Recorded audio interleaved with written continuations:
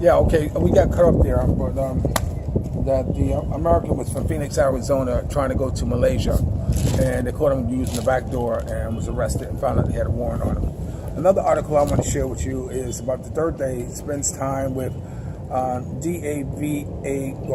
Bravo Media recalls time as mayor. To make a long story short, Duterte had a meeting, President Duterte had a meeting with the media, and he says to them, he says, look, he says a lot of people in Manila and other parts of the government are kind of upset of his tone, the language that he uses. And he says, look, I was mayor for 22 years, and I've used the same language. I'm the same person. I am hell bent on stopping a lot of the illegal and corruption in the Philippines. And just like he passed the law, no fireworks, in the Philippines, and he did that, and a lot of deaths have been saved because of that law, because of firecrackers and illegal fireworks. So he pointed out that as being one of the major accomplishments. That's what he's done, part of his administration, that's looking out for the betterment of the Filipino people. I think that's it. The PDEA, which is the Filipino Drug Enforcement Agency, has acquired 100 drug-sniffing dogs, which is something that's needed in any country, whereas that you're trying to curtail the influx of drugs and firearms, is to have drug-sniffing dogs. So they're very proud of the fact that they're getting 100 dogs to help into stopping the illegal influx of drugs into the Philippines. Okay, so kudos to them. Now, what I wanted to point out, I alluded to earlier, was about where you get your news from. I've listened to certain pundits, and I kind of made a note of them here. Let me see if I can find them.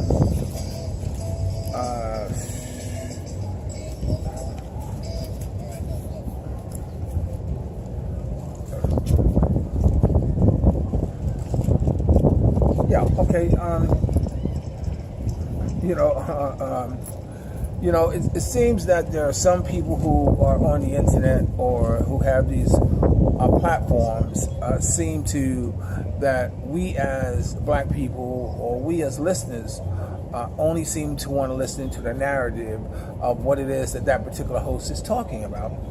And that I think is a misconception, at least in, as far as I'm concerned, because where I get my news from or who I get my entertainment, enjoyment from varies. Like, I listen to Steve Colbert, and Steve Colbert pointed out that he pointed out that Donald Trump didn't even vote in the New York election, for mayor. One reason why he didn't vote was because he put down the wrong birth date. His wife didn't even vote for the mayor in New York because when they asked her what state she was in, she put USA. And come to find out his son didn't vote at all. So, where else am I going to find or hear something that is as important to me, to know that that's what type of person is in office is doing. I'm not going to hear that on just regular news source. And like Roland Martin, I listened to Roland Martin because Roland Martin had a segment on there where he pointed out that Trump's nominee for Supreme Court judge, during the questioning, there was one lawyer there, a judge there, who he was nominating, had no experience in trial law, had no experience of giving a deposition, had no experience of sitting, a jury or state or local trial or decision. And what makes matters worse is that he's only been involved in, as he puts it, less than 5 depositions, and he doesn't recall if he ever took a deposition by himself. And to find out that to hire someone And a position as a Supreme Court judge with so little experience is scary. It's frightening. It's like, why are you nominating someone with no experience at one of the highest office of the land, other than there's some type of backdoor commitment or promise down the road or something or another, and it's scary. And there's another pundit who I listen to, and her name is Radical Home Goddess, I think it is, Home Goddess. And I just recently listened to her, and I listened to Tommy Sotomayor, I listened to Hassan, a.k.a. Poppy, and I listened to Dr. Urban Johnson, and Trevor Noah, And the reason I point out that is because people want to say that black media is dead, or where you gonna get your news from. If you're not smart enough to, when I'm listening to a story and they mention someone's name, I immediately pause that, Google that name, and watch an interview to kind of get a little bit more information about who they're talking about, who they're referring to. And I think that's what everyone should do when you're watching something where it's of importance. And when they point out a reference, it's not like you got to go to a dictionary or go to an encyclopedia. You can just click. So I may listen to Tommy Sotomayor, or there's the Advice Network, the news with a common sense approach. I forgot the brother's name, but I used to listen. I used to remember. I'm a lifetime member of the National Action Network. That's founded by Dr. Reverend Al Sharpton, and I was with him for a long time. And I was the editor of his men's auxiliary newspaper. That was the highest fundraiser in his organization at the time.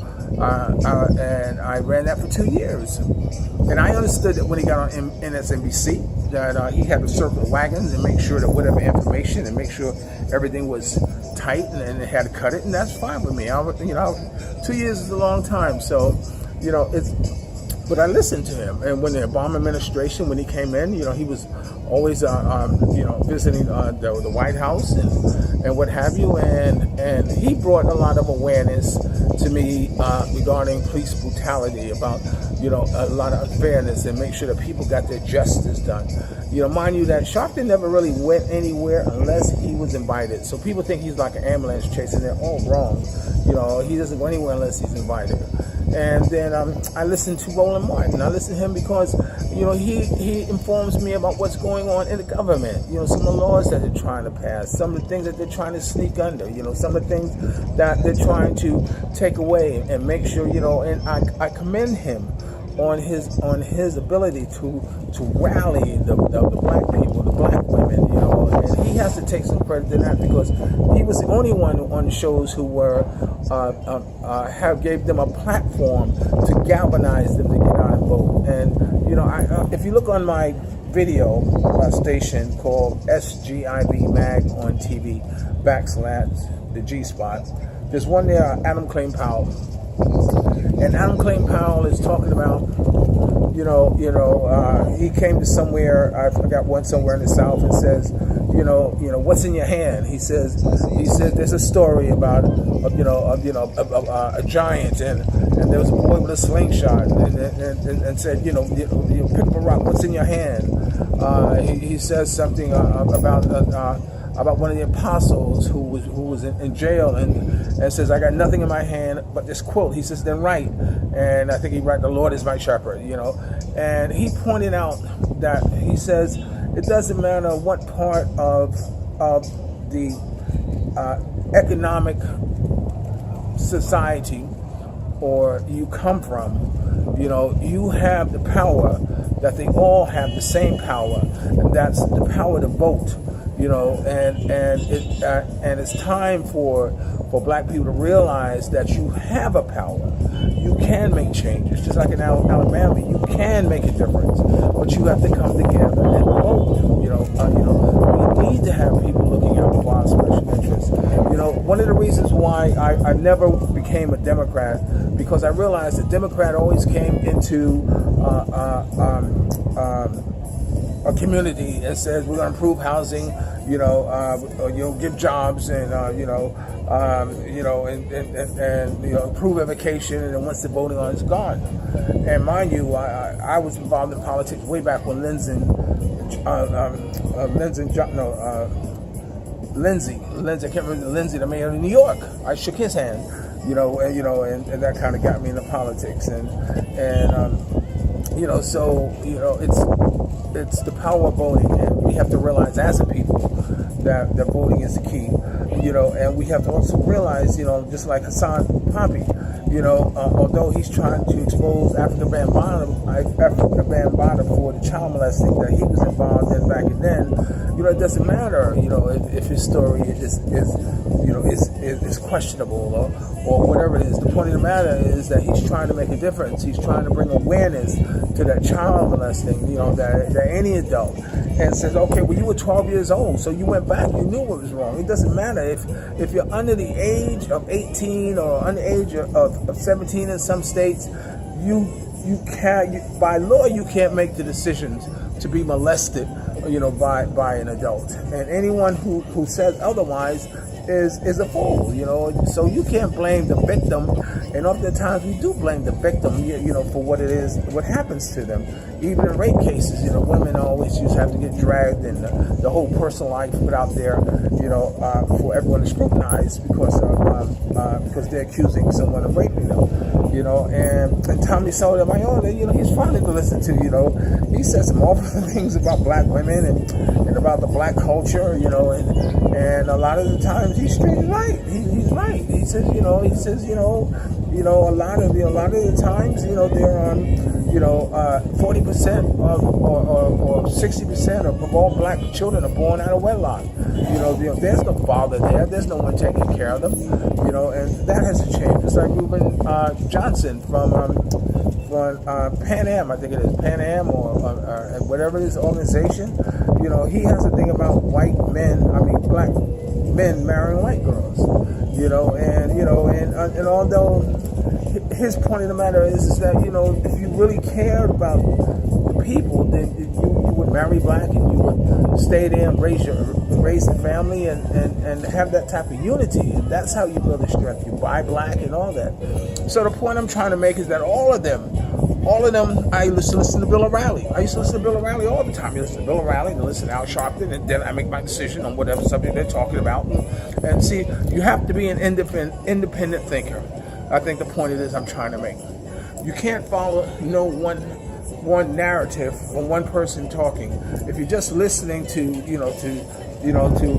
one, then you're doing yourself a disservice. You have to be able to listen to both sides of the argument, and then make your own decision. That's why I consider myself not only an independent, but I also consider myself more so as a libertarian these days, because I do want little interference in government in my life as possible. And if you're an adult, you have the right to do whatever it is that you want to do behind your closed doors. As long as you're not interfering, as long as you're not hurting a child and there's not a child around. So whatever it is you want to do, you can do. And that's why I consider myself as a libertarian. So I guess that's the message that I want to talk to today. Before I start doing my work out here, my stroking, and there's no need for you to see me to do that. It's going to just make you mad. Okay, but yes, although Roland is going off the air, that's not the last thing. All my news I get from the internet. I don't sit down in front of TV at a certain time and watch a certain program, or nor do I feel the need to have to DVR a certain program or whatever. I put certain people on notification, and when they put something up, I listen to it. For as long as I'm able to, until I said, okay, enough of this. And Tommy Solomayor is one of those that say, enough of this. I implore you to do the same. So, although he's going off the air, don't feel that's the end of black media. It's not.